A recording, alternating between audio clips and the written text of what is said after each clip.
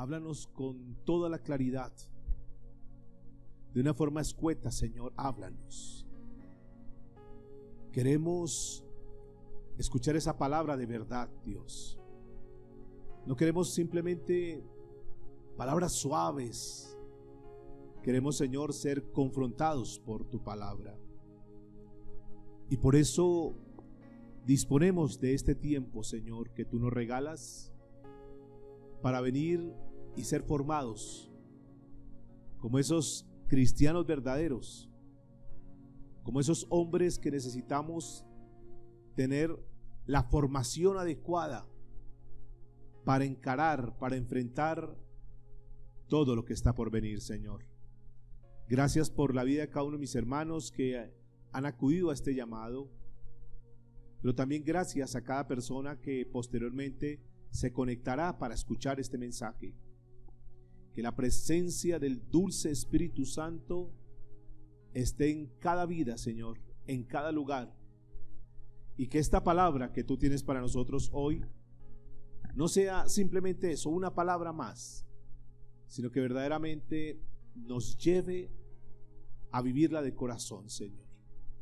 Que no solamente toque nuestro intelecto, sino que baje a nuestro corazón para que podamos sentir esa palabra y que eso nos lleve al hacer, al caminar, al vivir esa palabra, Señor.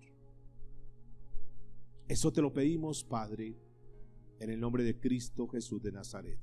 Amén y amén. Mis amados, muy buenas noches. Por favor, pónganse cómodos.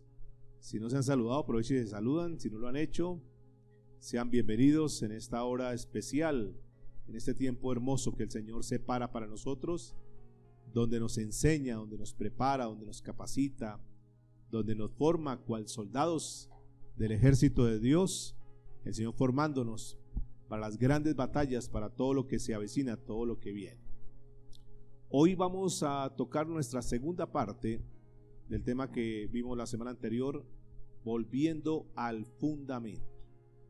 ¿Qué hablamos de volviendo al fundamento? Que es necesario volver a ser esos cristianos como al principio. Cristianos que revolucionaron, que cambiaron, que transformaron naciones enteras. Personas que estuvieron completamente dispuestas a darse en todo por la causa de Jesucristo. Por eso con orgullo cargaban el nombre de cristianos, porque eran esos Cristos pequeños. Cuando hablamos de volviendo al fundamento, decíamos también que nosotros seguimos a Jesús, porque Jesús no es ninguna religión, porque Jesús no es un líder más, porque Jesús no es un profeta más, como lo dicen algunas religiones, sino que Jesús fue la persona que tuvo el poder para dividir la historia en antes de Cristo y después de Cristo. Pero ¿qué más decíamos de Jesús? ¿Por qué Jesús marca la diferencia frente a los demás líderes que han pisado esta tierra? Y lo que hizo que esa gran diferencia se diese fue su entrega personal, su entrega total. Él no escatimar absolutamente nada, sino que vino a darse en favor de los demás. Y por eso los seguidores se apegaron a esa filosofía de vida y comenzaron a vivir de la misma manera que Jesús, hasta el punto que la gente decía: estos son muy parecidos. No, la verdad no logramos encontrar la diferencia, es que son tan parecidos en su forma de pensar, en su vida, en su actitud, que así como Jesús el Maestro dio su vida por nosotros, ellos estuvieron dispuestos a dar su vida. Decíamos la semana anterior, para finalizar, decíamos que el ejemplo de este gran hombre Esteban, ¿recuerdan ustedes? Que no tuvo ningún problema, ningún reparo para decir: no, si me van a apedrear, si me van a matar, máteme por la causa de Jesús. Con un corazón limpio, un corazón sano, al igual que su maestro, que Jesús, dijo: perdónalos, ellos no saben lo que están haciendo, perdónalos, Señor. Y que eso hizo que los cristianos de ese tiempo tuvieran que ser esparcidos por todo lugar. pero que no se asustaron, no se amedrentaron, no se acobardaron, no dijeron, no, pues como le pasó eso a Esteban, más bien no nos metamos en problemas, sino que al contrario, vamos a dar la causa, dar todo por, así como lo hizo este hombre Esteban, los inspiró, los motivó para decir, no importa que tengamos que morir como Esteban, vamos a estar ahí dispuestos también a dar nuestra vida por Jesús. Y ellos predicaban con el corazón, con ahínco, con denuedo, dice la Escritura. Y tocábamos un pasaje para finalizar la semana anterior y entrar en este tema. El libro de Hechos, capítulo 8, a partir del verso 5 en adelante. Hechos 8:5. Dice la Escritura, hablando de otro de los grandes hombres de Dios que estuvieron dispuestos a dar todo. Ahora es Felipe. Dice la Biblia que entonces Felipe, descendiendo a la ciudad de Samaria, les predicaba a Cristo.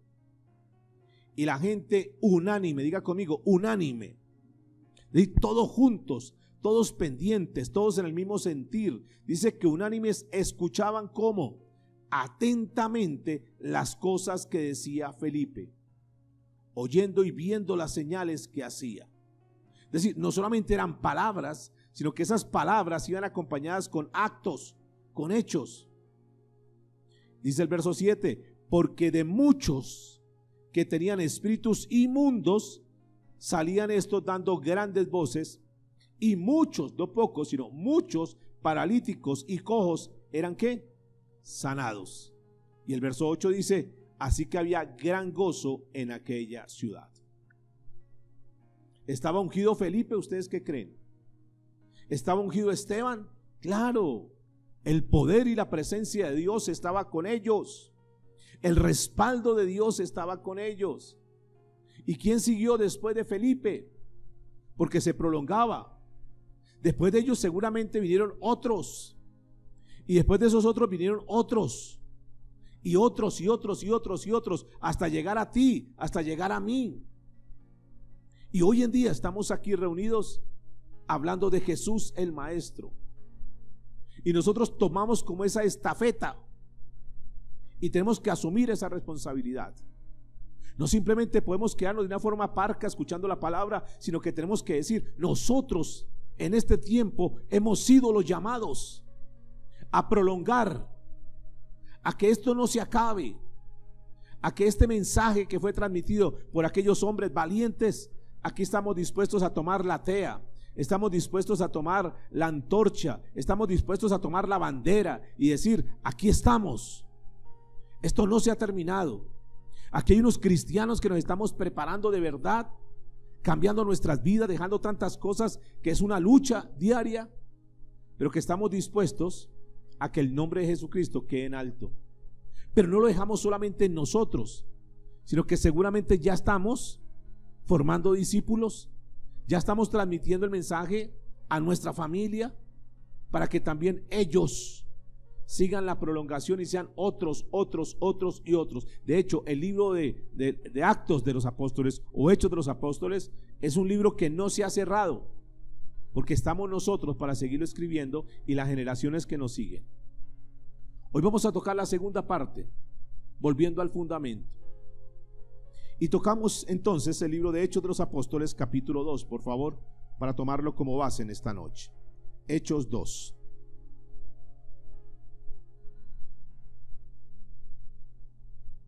Dice la palabra, y perseveraban ¿en qué? En la doctrina de los apóstoles. Diga conmigo, y perseveraban en la doctrina de los apóstoles. Y aquí surge una gran pregunta, que es lo que vamos a estar trabajando en esta noche. ¿En qué perseveraban los primeros cristianos? ¿Qué es lo que tenemos que aprender nosotros? ¿Y qué es lo que ellos hacían y que perseveraban, seguían, continuaban con eso? ¿Qué es lo que tenemos nosotros que tomar si es que no lo tenemos? ¿Y en qué verdaderamente tenemos que perseverar? Y aquí vamos a mirar hoy dos puntos importantes en lo que ellos perseveraban, para aprenderlos, para vivirlos, para caminar al igual que los cristianos primeros. Y entonces la escritura es muy clara. Dice que perseveraban en la doctrina de los apóstoles. ¿Qué hacían ellos entonces? ¿En qué perseveraban ellos? En la doctrina de los apóstoles. Se escucha muy sencillo, ¿verdad? Tal vez para nosotros en esta noche es muy sencillo, pero hoy en día, y para aquellos hombres que estaban viviendo en aquella época, estaba diluido la doctrina original, como pasa hoy en día. Hay una cantidad de doctrinas, de enseñanzas, de sectas, de religiones, de iglesias, que termina uno confundido. Y entonces, ¿por dónde nos vamos?, dice la gente. ¿Cuál es la correcta? Porque cada uno asegura que es la verdad, que esto que se predica es la verdad, y cada uno, si vamos a diferentes lugares, cada uno se sostiene diciendo: esta la verdad. Los mormones dicen: esta la verdad. Los testigos de Jehová dicen: esta la verdad. Los adventistas dicen: esta es la verdad. Los gnósticos dicen: esta la verdad. Los ateos dicen: nosotros tenemos la verdad. Y entonces la gran pregunta que surge aquí es: ¿cuál es la verdad? ¿En dónde y por dónde tenemos que canalizarnos? ¿Por dónde tenemos que ir para saber qué es la verdad? Y la Biblia nos da la certeza, nos da la seguridad. Dice que perseveraban en la doctrina de los apóstoles. Aquí vienen dos preguntas: ¿cuál doctrina? ¿Y cuáles apóstoles? ¿Cuál es la doctrina que tenemos que seguir nosotros? ¿Y cuáles apóstoles son los que tenemos que seguir? Entonces tenemos que irnos al original y raspar un poquitico la olla para encontrar la esencia. Y entonces vamos a mirar qué significa la palabra doctrina. ¿Qué será doctrina? ¿Qué creen ustedes que es doctrina? Cuando escuchamos doctrina, ¿qué es? Doctrina básicamente es enseñanza. Entonces, perseveraban ¿en qué? En la enseñanza. ¿En la enseñanza de quién? De Cristo Jesús. Es decir, ellos no se dejaban confundir, sino que sencillamente decían: si eso lo enseña Cristo, eso lo vamos a hacer. Tomaron a Jesús verdaderamente como su modelo y no permitían que la enseñanza de Jesús se diluyera. Y entonces viene la aplicación para nosotros. ¿Cómo saber y cómo hacer para estar seguros? Y la mejor manera es ir a las enseñanzas de Jesús. Tener como un filtro y saber que si Jesús lo dice, que si Jesús lo enseña, es verdad. Y que cualquier otra cosa, escúchenme por favor, amados, que cualquier cosa que se diga, aunque tenga mucho sustento, aunque lo hablen muchas personas, aunque lo digan mucha gente importante, pero mientras no esté escrito en la palabra de Dios, no tenemos por qué creerlo. En la enseñanza. Pero en la enseñanza ¿de quién? Dice la escritura. ¿De quién? De los apóstoles. Viene otra pregunta: ¿qué son apóstoles? ¿Cuáles apóstoles? ¿Qué es la palabra apóstol? ¿Alguien sabe qué quiere decir la palabra apóstol? Apóstol, la definición original es delegado, un enviado, un comisionado por Cristo. Apóstol es un embajador del evangelio. Fíjense que la definición contrasta mucho con los que hoy se dicen apóstoles, con los que se proclaman apóstoles, con los que se autollaman o se hacen autollamar apóstoles. Porque la palabra apóstol es un delegado, un enviado por Cristo, y muchos de los que se llaman hoy en día apóstoles ni siquiera han sido enviados, y menos por Cristo. Y si se les pregunta: bueno, pero ¿a usted quién lo envió? ¿A usted quién le dio el título de apóstol? No sé, pero yo soy un apóstol. Porque se reúne en un grupo de personas y dice: él es un apóstol, pero ¿fue enviado por Cristo? Ustedes se pueden imaginar los primeros cristianos. Para ellos fue un privilegio escuchar la predicación del evangelio. ¿Por qué razón? Usted se puede imaginar esos 3,000 hombres, 3,000 personas que se convirtieron cuando Pedro predicó. ¿Por qué se convertirían? ¿Por qué creen ustedes que se convirtieron? ¿Por qué fue tan tremenda, tan poderosa la enseñanza de Pedro? ¿Por qué Pedro se para un día ahí y da un mensaje y la gente queda atónito? Dicen: oiga, tremendo, yo quiero ser parte de ese grupo, yo quiero ser un cristiano. ¿Por qué? ¿Qué creen ustedes? ¿Qué fue lo que sucedió? ¿Por qué Pedro fue tan convincente en su mensaje, en su enseñanza?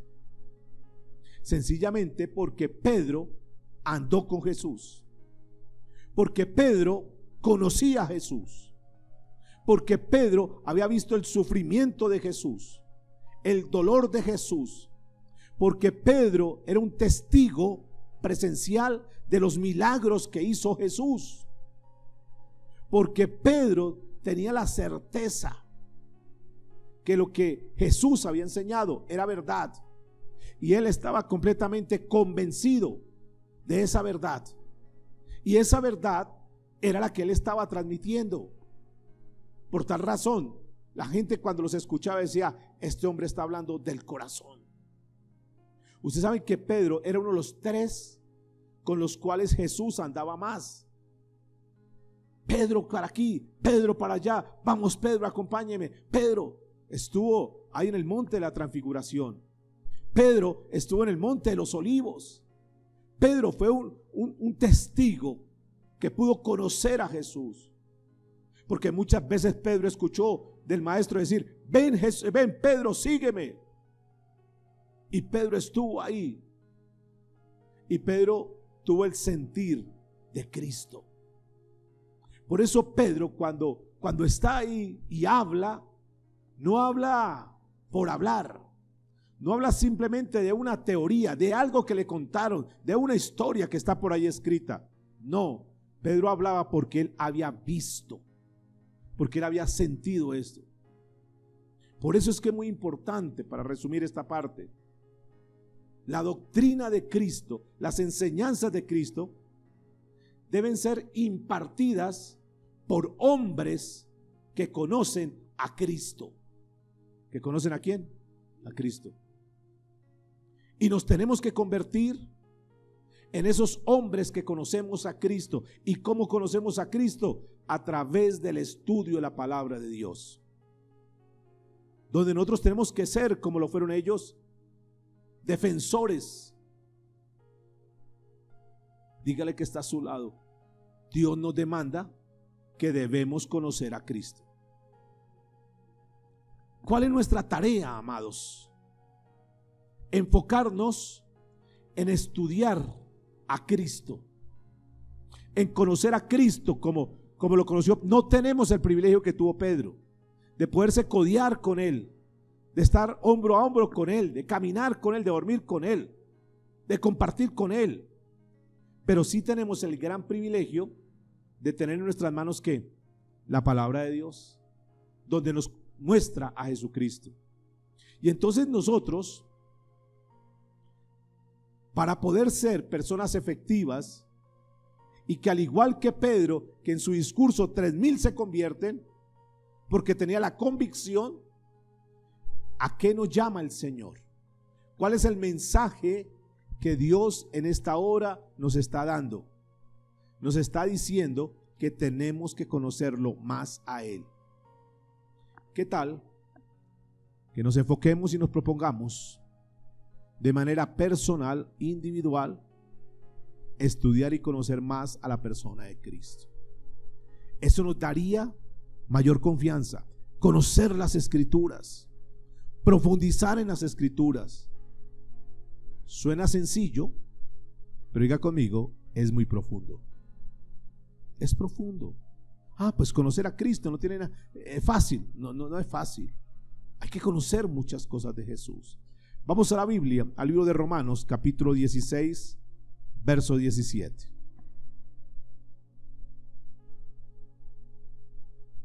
Carta del apóstol Pablo a la iglesia en Roma. Romanos 16, verso 17. Mas os ruego, dice el apóstol Pablo, como diciéndonos, les pido de verdad, o sea, con el corazón. Mas os ruego, hermanos, a la iglesia, os ruego, hermanos, que os fijéis en los que causan divisiones, es decir, ojo, atentos, aquellos grupos sectarios, divisiones por desacuerdo. ¿Cómo estaba el pueblo cuando Felipe predicó? ¿Cómo escuchaban? ¿Cómo estaban ellos en el pasaje que leímos inicialmente? ¿Cómo estaban ellos cuando Felipe está ahí frente a todos y están hablando? ¿Cómo estaban ellos? ¿Cómo se encontraban? Una palabra clave que está ahí. ¿Cómo estaban ellos? Diga conmigo, unánimes. Todos en el mismo sentir. Todos enfocados en lo mismo. Todos de acuerdo. Y ese es un problema que tiene hoy el pueblo que se hace llamar cristiano. Porque hay muchas divisiones. Separación por desacuerdo. Y esa separación por desacuerdo termina convirtiéndolos en sectas. Y lo que el Señor está diciendo es, por favor, tengan mucho cuidado que no hayan divisiones. Y mire lo que sigue diciendo, por favor, en la parte B del versículo 17. Y tropiezos, hermanos, que os fijéis en los que causan divisiones y qué, y tropiezos en contra de la doctrina, entiéndase, enseñanza que vosotros habéis aprendido, y que os apartéis de ellos. ¿Qué nos demanda el Señor? Que nos apartemos. ¿De quiénes? De aquellos que han hecho división, aquellos que no están de acuerdo con la doctrina de Jesús, aquellos que toman la escritura y la manipulan, aquellos que mutilan la palabra de Dios, aquellos que le agregan a la palabra de Dios. Dice, tenga cuidado con aquellas divisiones. Tenga cuidado con aquellos que dicen, no, pues eso está en la Biblia, pero tampoco hay que cumplirla de esa manera. Ah, no, esto no está en la Biblia, pero eso hay que hacerlo. Tengan mucho cuidado. Tenemos que procurar siempre, como lo dijimos la semana anterior, mantener la sana doctrina.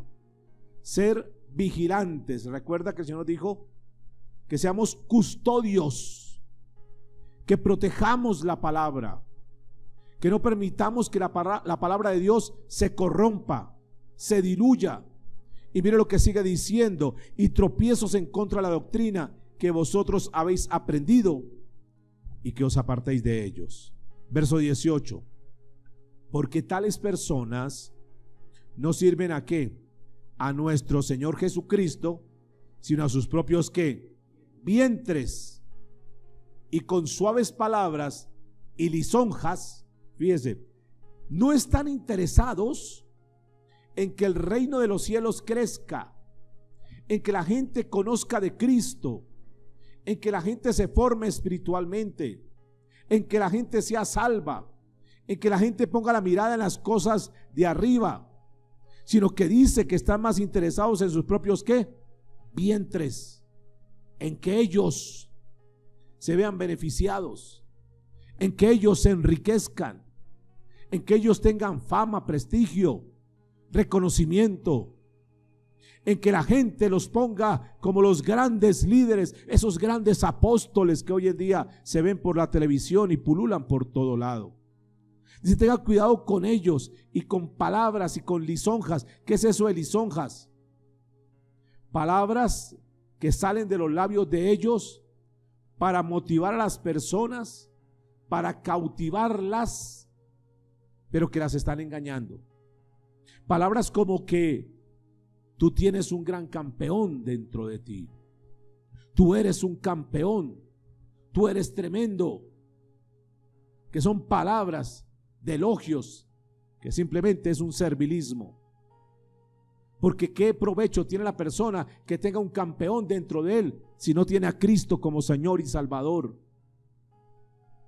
Pero a la gente le gusta ese tipo de palabras que los motiven, que les llenen su ego, que los hagan sentir bien,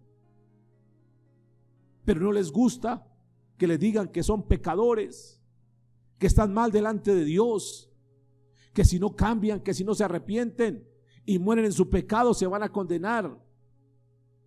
Y ahora la Biblia, mire lo que sigue diciendo: engañan los corazones de quién. ¿Qué dice en su Biblia, por favor? ¿Los corazones de quién? De los ingenuos. ¿Quiénes son los que son engañados aquí? Aquellos que no profundizan en la palabra de Dios. Y por eso es que muchas personas se desligan de una manera muy fácil de la sana doctrina, porque como dice la palabra, son ingenuos, entiéndase, inocentes, que no sospechan. Ah, no, si el pastor lo dijo, así tiene que ser. Ah, no, debe ser verdad, porque como él es tan famoso y tan reconocido, como eso yo lo vi por la televisión, lo vi en ese canal tan importante, seguramente que así es. Y son los que fácilmente, dice la Escritura, son engañados sus corazones, porque no profundizan. Pablo está diciendo que engañan los corazones de aquellos que no sospechan. Y escúcheme, ustedes pueden ser mis amigos, ustedes pueden estar conmigo hoy y me pueden estimar si acaso, pero no por eso ustedes deben creer lo que yo les digo si no está conforme a la palabra de Dios. Y es el caso de los fariseos que el Señor mencionó en días pasados, y que Jesús le decía: tengan mucho cuidado con ellos, hagan lo que ellos ¿qué? Dicen, pero no hagan lo que ellos hacen. Posiblemente estaban predicando la verdad, pero sus vidas eran contrarias. Por eso alguien que no sospecha de alguien es porque no conoce su origen y porque no conoce su mensaje. Por eso tenemos que estar muy cuidadosos, estudiar la palabra de Dios, y ahora más que nunca tenemos que estar muy pendientes. Se van a levantar muchos grupos, están próximos a levantarse muchos grupos que van a arrastrar a mucha gente, y de hecho la Biblia dice que serán engañados aún los escogidos. Por eso, amados, la invitación en esta noche es a que escudriñemos la palabra, a que profundicemos en la palabra, y que, como dijo los primeros versículos, que perseveremos en la doctrina de ¿quién? De los apóstoles. ¿Y a dónde está la doctrina de los apóstoles verdaderos? Está en la palabra de Dios.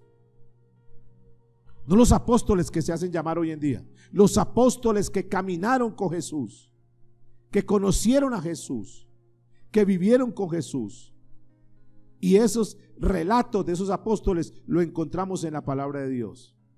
En resumidas cuentas, lo que el Señor dice es: profundiza en la palabra de Dios. Vamos a Juan capítulo 7, versículo 16.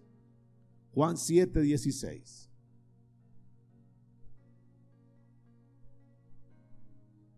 Escuchen al mismo Jesús hablando sobre las enseñanzas, sobre la doctrina.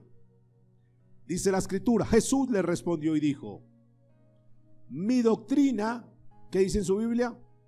Mi doctrina no es mía. Escúcheme, ¿quién está hablando ahí? Si el mismo Jesucristo, que es el mismo Dios, pero en ese momento, como Jesús estaba en forma de hombre, el mismo Jesús respeta su condición de hombre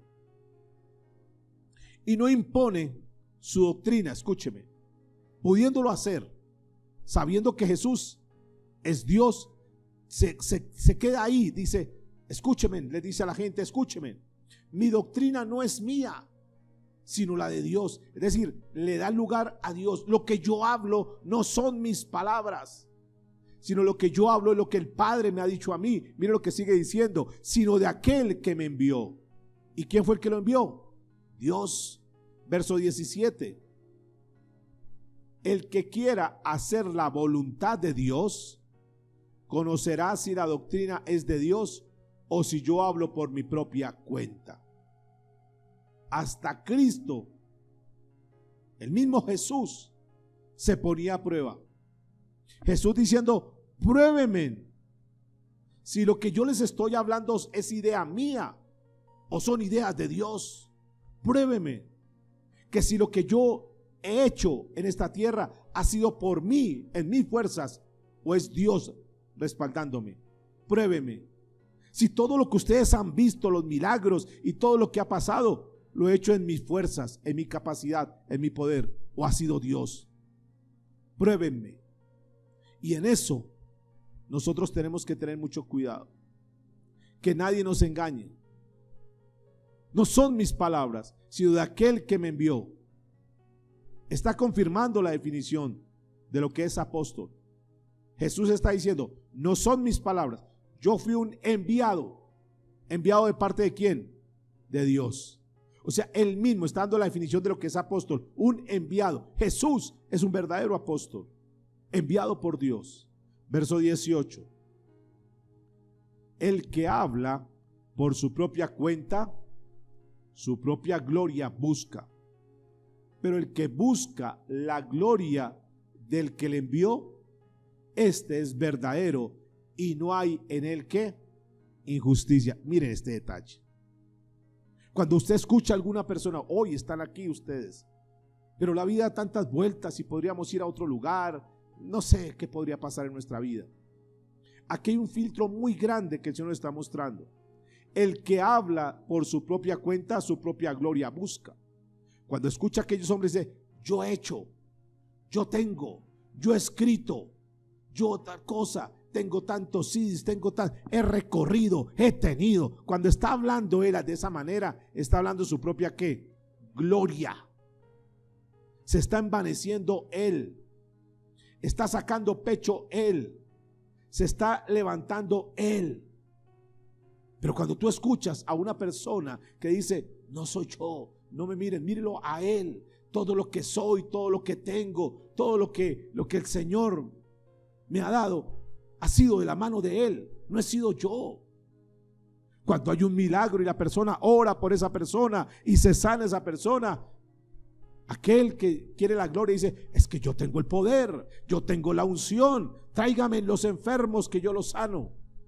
Se está llevando la gloria. Pero cuando tú escuchas a alguien que dice, no me miren a mí, yo no hice nada, yo simplemente oré. Si este hombre se sanó, fue Dios el que lo hizo. Yo simplemente soy un instrumento. El hombre de Dios no se queda con la gloria de Dios. El hombre verdadero de Dios siempre y en todo momento le da la gloria ¿a quién? A Dios. Y cuando lo quieren mirar a él, y cuando lo quieren levantar, lo quieren exaltar, lo quieren idolatrar, dicen, no, por favor, no me miren a mí, no soy yo, es Dios. Y este hombre siempre hace que la mirada sea puesta en el Dios eterno y poderoso. Los charlatanes de hoy en día buscan prestigio y fama ellos. Ya saben entonces cómo probar a alguien que te quiere impartir la palabra de Dios, una enseñanza. Ten mucho cuidado, porque tenemos que perseverar en la doctrina de ¿quién? De los apóstoles. ¿Cuáles apóstoles entonces? ¿Cuáles apóstoles? Los que conocieron a Jesús, los que estuvieron con Jesús, los apóstoles que inspirados por el Espíritu Santo redactaron la palabra de Dios. No ellos, sino el Espíritu Santo usándolos a ellos.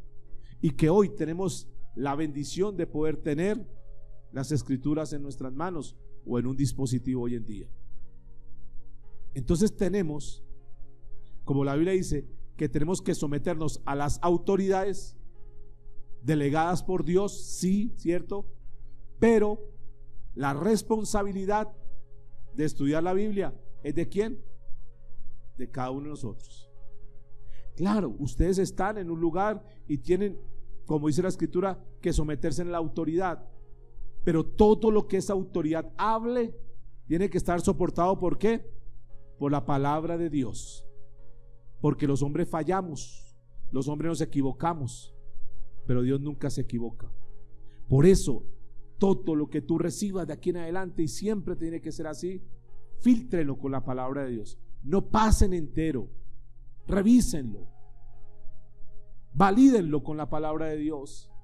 Si está soportado en la palabra de Dios, y esa palabra no se descontextualizó, sino que es de acuerdo a como Dios dice, síganla. Pero cuando sacan un texto del contexto para formar una doctrina, ten mucho cuidado. Es que está en la Biblia, sí, pero lo que está diciendo en la Biblia es muy diferente a lo que usted está enseñando. Si dos o más se ponen de acuerdo para pedir algo en la tierra, Dios lo concede. Entonces unámonos los que estamos acá y pidamos por esto, y Dios lo va a dar porque la Biblia lo dice. Sí lo dice la Biblia, pero no para eso. Porque cuando la Biblia dice y toca ese pasaje que si dos o más se ponen de acuerdo, es cuando hay diferencias, cuando hay enemistades, cuando hay desacuerdos. Pero cuando nos ponemos de acuerdo decimos, no, hermano, no vamos a seguir peleando, vamos a ponernos de acuerdo. Discúlpeme si yo me equivoqué, si yo lo maltraté, si yo lo hice sentir mal, discúlpeme por favor. Los dos nos estamos poniendo de acuerdo, ahí está Dios, pero es para ese tipo de cosas, no para pedir cosas materiales. Entonces tenemos que tener mucho cuidado. Ese es el primer principio. ¿En qué perseveraban los primeros apóstoles, la primera iglesia, la iglesia primitiva? ¿En qué? En la doctrina de los apóstoles. Por favor, enseñanza para nosotros en esta noche. Perseveremos en la doctrina de los apóstoles. Doctrina, entonces dijimos que era ¿qué? ¿Qué es doctrina? Enseñanza. ¿De quién? De los apóstoles. ¿Cuáles apóstoles? Los que conocieron a Jesús, los que andaron con Jesús. ¿Y a dónde encontramos la doctrina de los apóstoles? Diga conmigo, en la palabra de Dios. Lo segundo, volvamos a Hechos 2:42. Primer llamado que Dios nos hace en esta noche. Y lo siguiente que quiero compartir con ustedes es que perseveraban ¿en qué? Número uno, en la doctrina de los apóstoles. Pero mire lo que sigue diciendo. Y perseveraban, Hechos de los Apóstoles capítulo 2, verso 42. Y perseveraban en la doctrina de los apóstoles, en la comunión unos con otros. ¿Qué es lo segundo en lo cual ellos perseveraban? ¿En qué? ¿Cuál es la palabra clave que estamos leyendo ahí? Diga conmigo, ¿qué? Comunión. Comunión. La palabra comunión es una palabra griega que es la palabra koinonía. ¿Han escuchado esa palabra koinonía? ¿Qué es comunión? Koinonía. ¿Y qué es koinonía? Es compartir. Diga conmigo, compartir. Pero también es unidad, una estrecha asociación. También es participación. También es sociedad, compañerismo, ayuda mutua, ayuda en contribución, como en hermandad. ¿Por qué se caracterizaron ellos? ¿Qué los hizo ser una iglesia fuerte, una iglesia sostenible, una iglesia sólida? Que ellos perseveraban ¿en qué? Diga conmigo, en la comunión unos con otros. ¿Qué es comunión entonces? Unidos como verdaderos hermanos, como tenemos que convertirnos nosotros. Escúcheme, porque eso va a marcar una gran diferencia, porque eso es lo que necesitamos para hacer una iglesia sólida. Que comencemos nosotros a estar unidos como hermanos, a que sintamos el dolor que tiene mi hermano, el dolor que tiene mi hermano, el dolor que puedo tener yo, y que nos unamos. Muchos podrían decir, eso ya lo sabemos.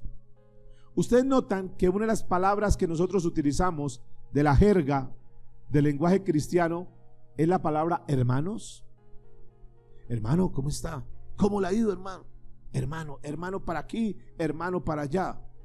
Pero de ahí no pasamos, porque no sabemos si aquel que le decimos hermano está pasando por alguna necesidad, porque nos hemos quedado ahí como venimos trabajando con un grupo los días martes, porque tenemos que ir un poco más allá y tenemos que servir, y que así como Jesús vino y sirvió, ese es el llamado para servirnos entre nosotros. Era tanta la comunión. Ustedes recuerdan que un pasaje de la Biblia dice que si alguno tenía alguna necesidad, vendían sus propios bienes para ayudar a los necesitados. Eso es hermandad, porque pensaban en los demás, porque dejaron a un lado el egoísmo, dejaron a un lado sus intereses particulares, sus intereses propios, y se enfocaron en: vamos todos unidos. Por eso la palabra koinonía, unánimes, todos unidos, vamos a salir adelante. ¿Usted no cree que si nosotros aplicásemos ese principio, que suena muy sencillo, usted no cree que marcaremos la diferencia?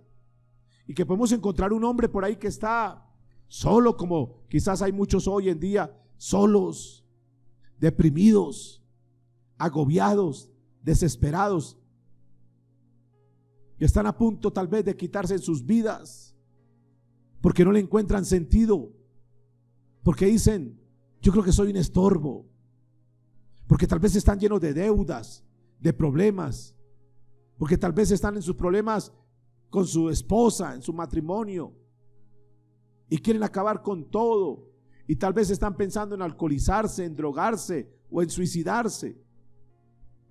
Y nosotros vamos con este principio que nos enseña a que así como ellos perseveraban unánimes, que así como ellos andaban en comunión unos con otros, nosotros comencemos a desarrollar esa actitud ante los demás. ¿Ustedes no creen que nosotros podríamos transformar esta ciudad? ¿Qué creen ustedes? Aunque seamos pocos, pero cada uno en su sector, en su lugar, en su grupo, con su familia, comenzar a darse por los demás.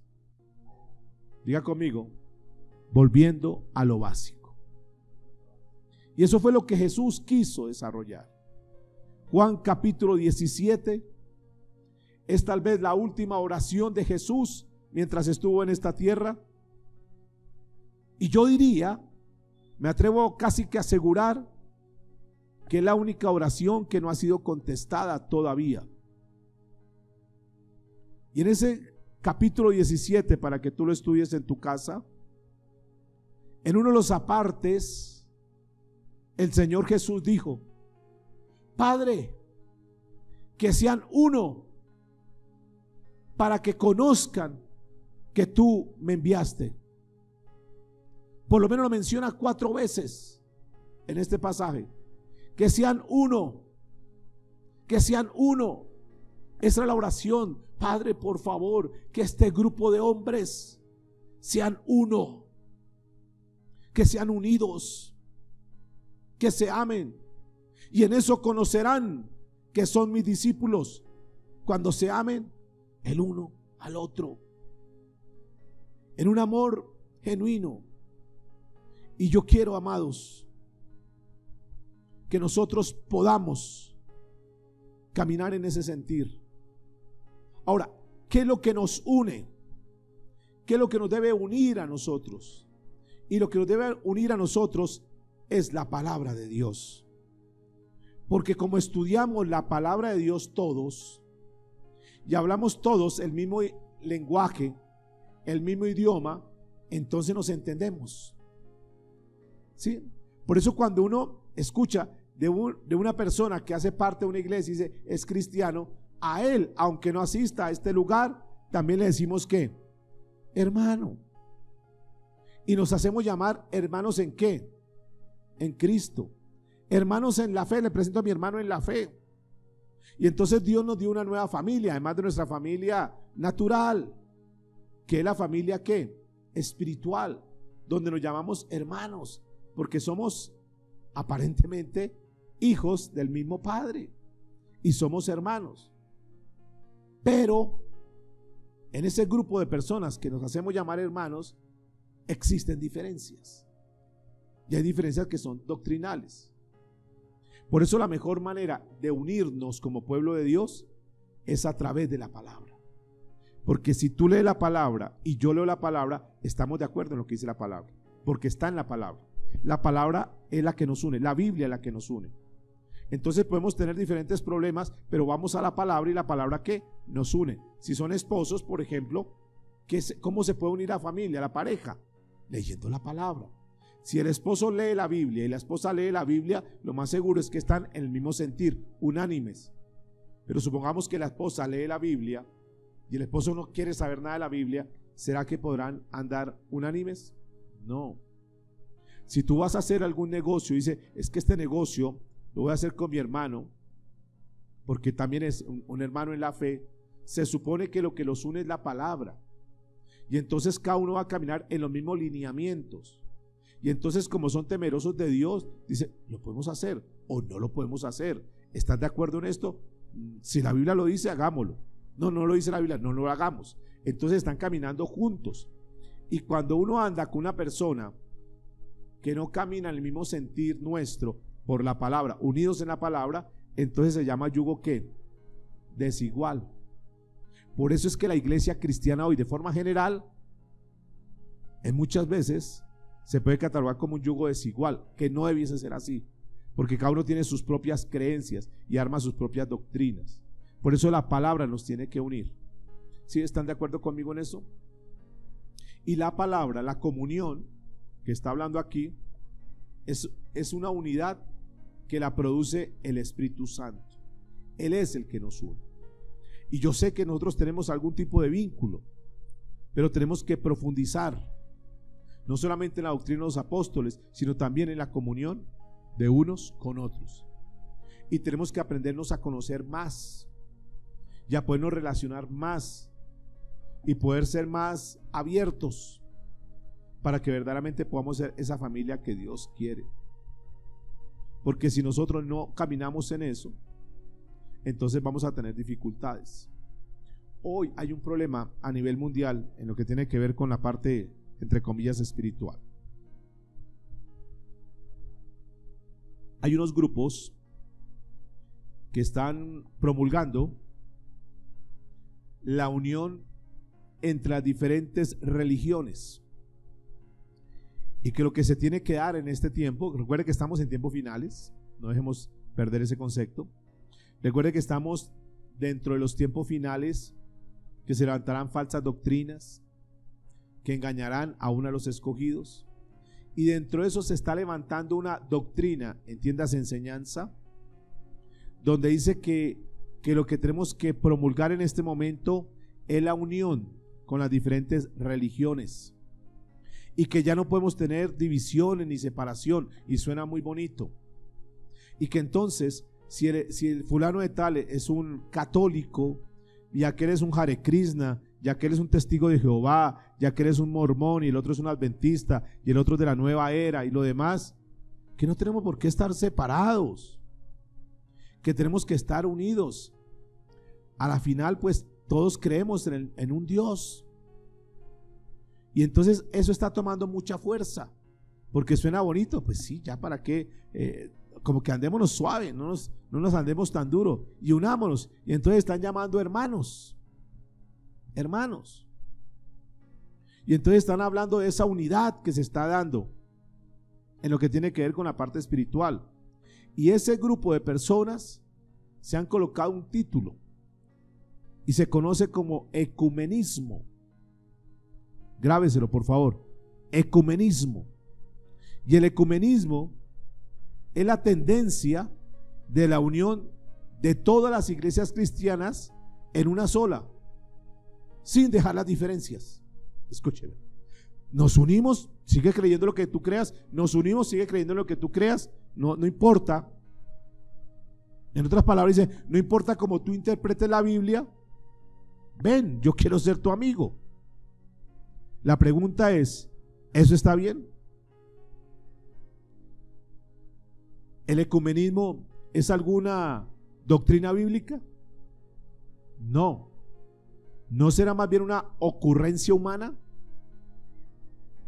Porque no solamente, ellos dicen, no solamente se le puede pedir a Jesús que te salve, porque conocemos también a otros que pueden interceder y que también te pueden salvar. ¿Cómo? O sea, no solamente Jesús. No. ¿Cómo se le ocurre? Hay otros. Pues me interesa saber. Van arrastrando.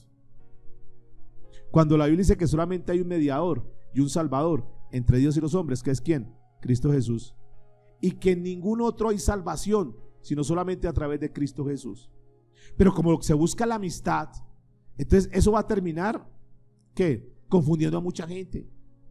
Por eso no podemos hacer parte de ese tipo de grupos. Porque qué comunión, qué unidad puede haber con una persona que cree en ídolos, en santos, en imágenes. Eso es lo mismo, no importa. ¿Cómo que es lo mismo? Si Dios aborrece idolatría, ¿cómo vamos a poder compartir con ellos? Compartir con ellos sería un yugo ¿qué? Desigual, y no es una doctrina bíblica. Y tenemos que tener mucho cuidado. Eso no pasa nada, eso es lo mismo. No es lo mismo. Y eso es lo que se va a levantar, mis amados. Y es donde tenemos que tener cuidado. No podemos tener comunión con alguien que no cree en la sana doctrina, en la doctrina de Jesucristo, en la comunión que Jesucristo plantea. Hay unos que se hacen llamar, que hacen parte del Concilio de Trento, para que guarden esos nombres por ahí, Trento.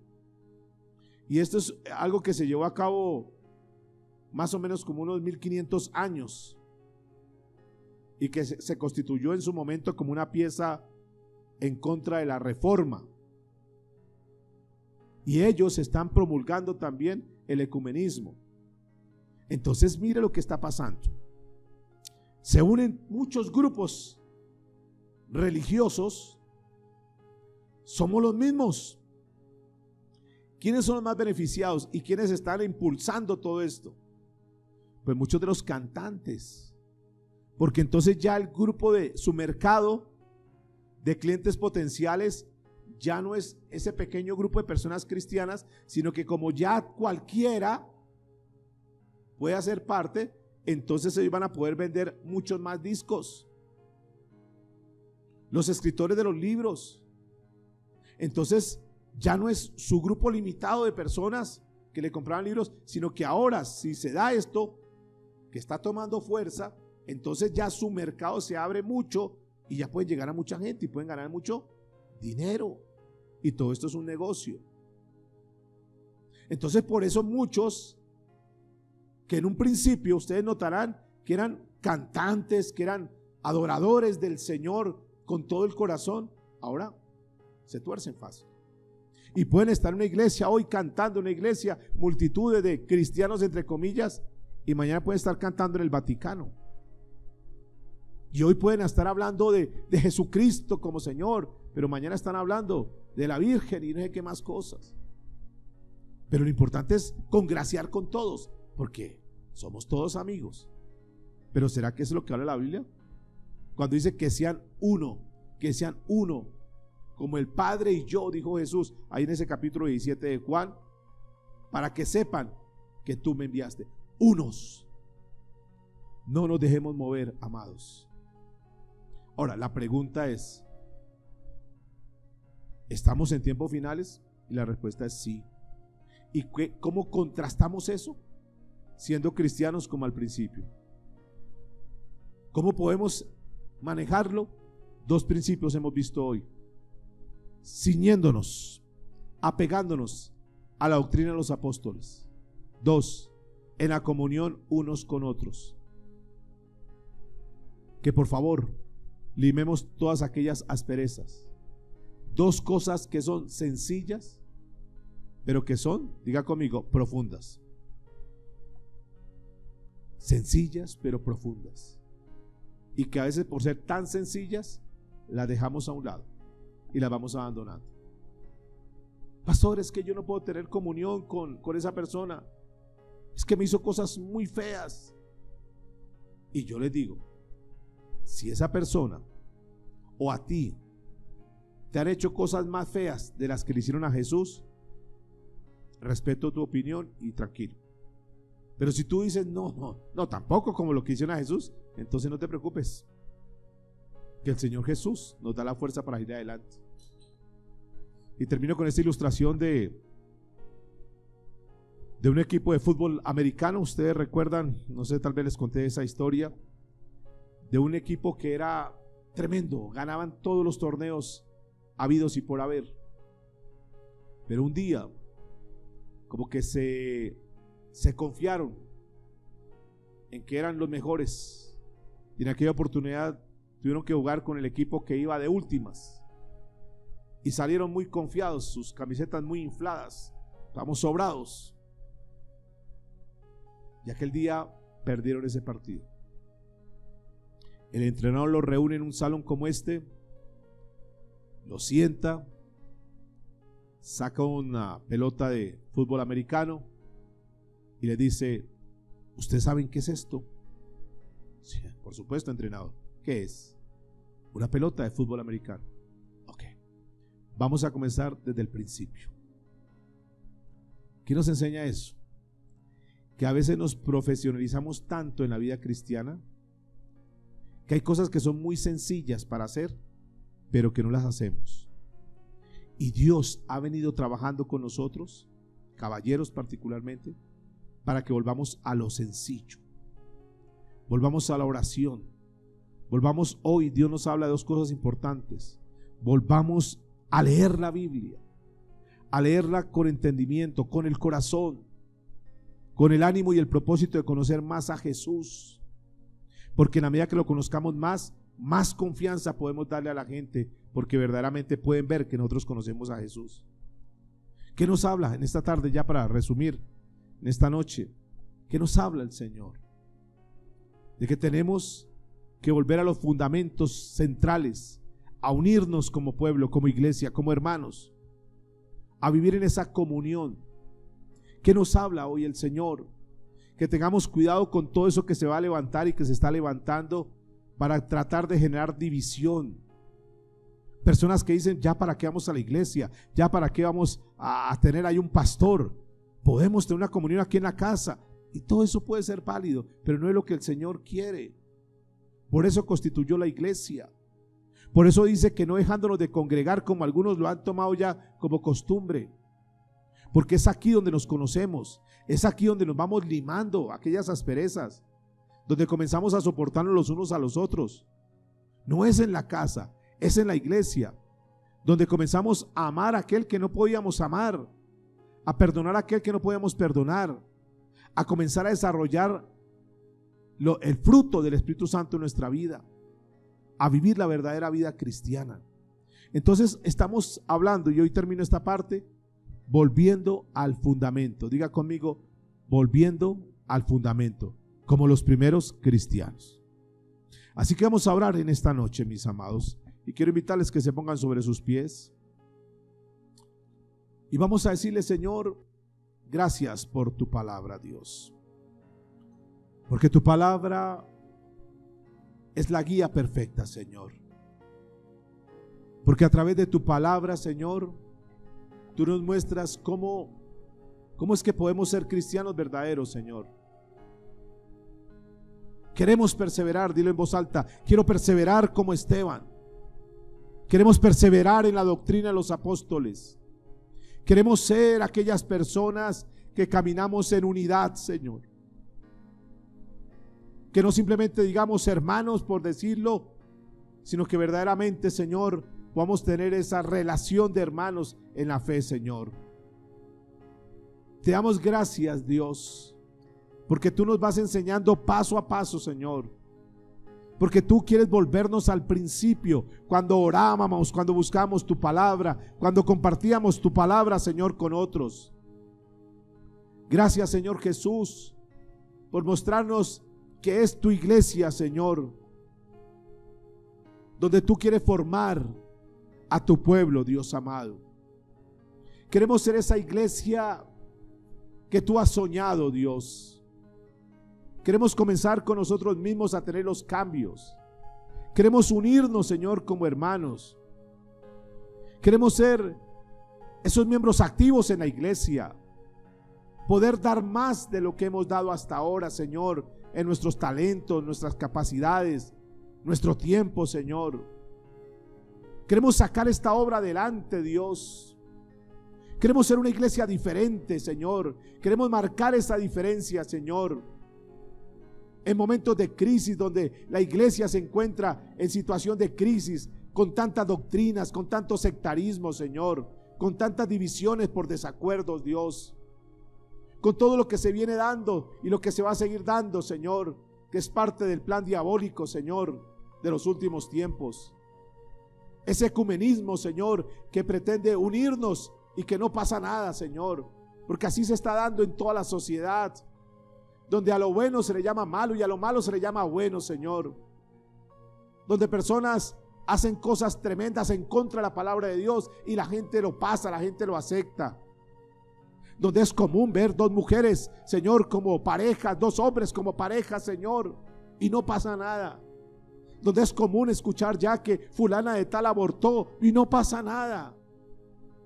Señor, estamos en tiempos finales y es aquí donde necesitamos, Señor, apegarnos a la doctrina de los apóstoles, Señor.